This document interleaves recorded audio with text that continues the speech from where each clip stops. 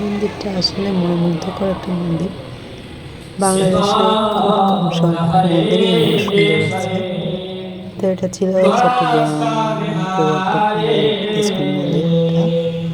তো আমি এখানে একাই গিয়েছিলাম প্রথম দিন ঘুরতে, কারণ মনটা অনেক বেশি খারাপ ছিল।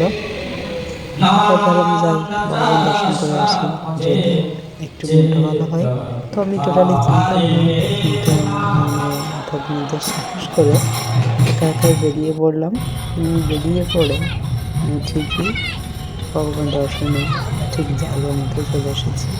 তো এখানকার যে মন্দিরটা আসলেই দেখার মতো, এবং স্থাপত্য শিল্পে বলা যায় একেবারে নান্দনিক। পুরাটাই শ্বেত পাথর দিয়ে মন্দিরটা তৈরি।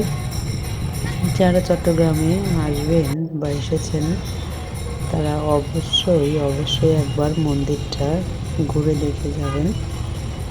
নিশ্চিত বলতে পারি যে ভালো লাগবেই, এটা নিশ্চিত বলতে পারি। তো সেই হিসেবে আমি একাই চারদিকটা ঘুরে দেখছিলাম। এটা একটু পাহাড়ের উপর, অর্থাৎ বেশ খানিকটা উঁচুতে মন্দিরটা অবস্থিত। মন্দিরের ভিতরের পরিবেশ বাইরের পরিবেশ একেবারেই অন্যরকম, কেমন জানি একটু শান্তি শান্তি লাগে। তো আমি একাই মন্দিরটা চারদিকটা ঘুরে দেখছিলাম, এবং মন্দিরটা দেখে আমার মনটা কেমন জানি প্রশান্তিতে ভরে গিয়েছিল। কারণ এমন মন্দির আমি খুব কমই দেখিনি বললেই চলে। তো মন্দিরটা আমি দেখার পর বেশ একটু একা একা নিজে একটু রেস্ট নিচ্ছিলাম। ধন্যবাদ সবাইকে।